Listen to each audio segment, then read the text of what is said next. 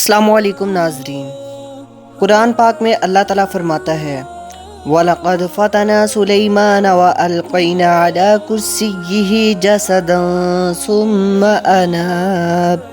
تحقیق آزمایا ہم نے حضرت سلیمان علیہ السلام کو اور ڈال دیا ہم نے اوپر کرسی اس کے ایک دھڑ، پھر اس نے رجوع کیا اللہ تعالیٰ کی طرف۔ پس معاملہ یوں تھا کہ حضرت سلیمان علیہ السلام جب ستنجے کو جاتے تو خاتم اپنی ہاتھ کی نکال کر ایک خادمہ حرم کے حوالے کر جاتے تھے، کیونکہ اس انگوٹھی پر اسم اعظم اللہ تعالیٰ کا تھا، اسی لیے وہ اس کو ستنجے کے وقت اپنے ساتھ نہیں رکھتے تھے۔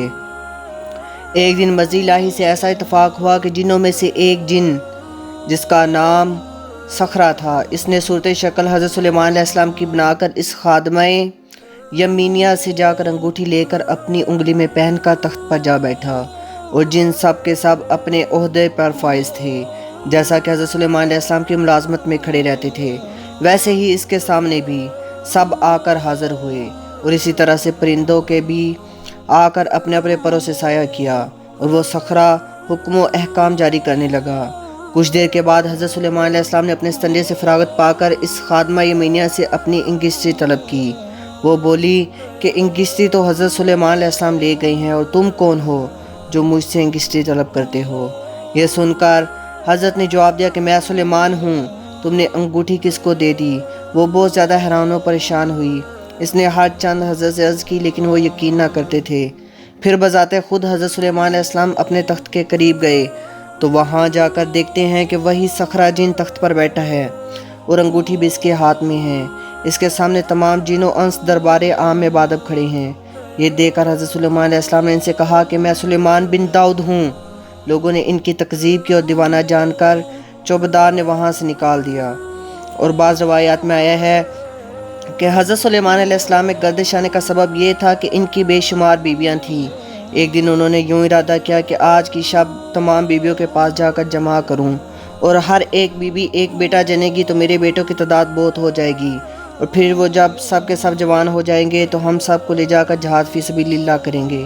لیکن یہ ارادہ کرتے وقت انہوں نے انشاءاللہ نہ کہا، اور پھر بموجب ارادہ انہوں نے اپنی بیویوں سے اسی شب جمع کیا، لیکن اللہ کی مرضی سے کسی بیوی کو کوئی حمل نہیں ہوا۔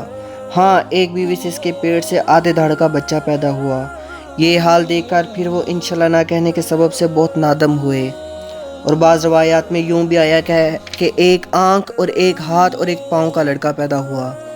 القصہ، جب انہوں نے حضرت سلیمان علیہ السلام کو نہ پہچانا اور کچھ تعظیم و تکریم بھی کی اور اس تختگاہ سے باہر نکال دیا، پس وہاں سے نکل کر بیت المقدس میں جا کر 3 دن تک سجدے میں پڑے روتے رہے۔ پھر بے طاقتی سے مارے بھوکے مسجد سے نکل کر کسی بنی اسرائیل کے گھر جا کر کھانے کو مانگا، لیکن کسی نے بھی ان پر کچھ التفات نہ کیا۔ پھر وہاں سے مایوس ہو کر شہر میں آئے اور یہاں پر بھی کھانے کی تمنا کی، اور بہت جگہ کوشش کی، اتفاقاً یہاں بھی کسی نے بھی ان پر کچھ التفات نہ کی۔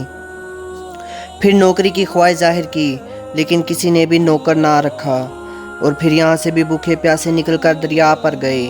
مچھلی والوں کو مچھلیاں شکار کرتے ہوئے دیکھا، ان لوگوں سے کہا کہ تم لوگ مجھ کو نوکر رکھ لو اور ہم تمہارا کام کریں۔ تب ماہی گیر نے ان کو 2 مچھلیاں دینی ہر روز مقرر کیں اور نوکر رکھ لیا۔ آخر تمام دن گزار، رات کے وقت 2 مچھلیاں مزدوری میں ان کو ملیں۔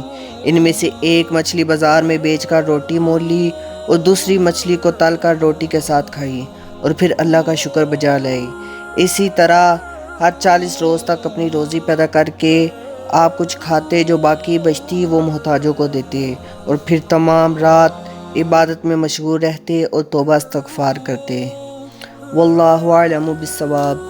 پلیز اس چینل کو سبسکرائب کر دیں اور بیل آئکنز دبا دیں تاکہ مزید آنے والی نئی ویڈیوز اور اپڈیٹس آپ کو بر وقت ملتی رہیں۔ شکریہ۔ اللہ حافظ۔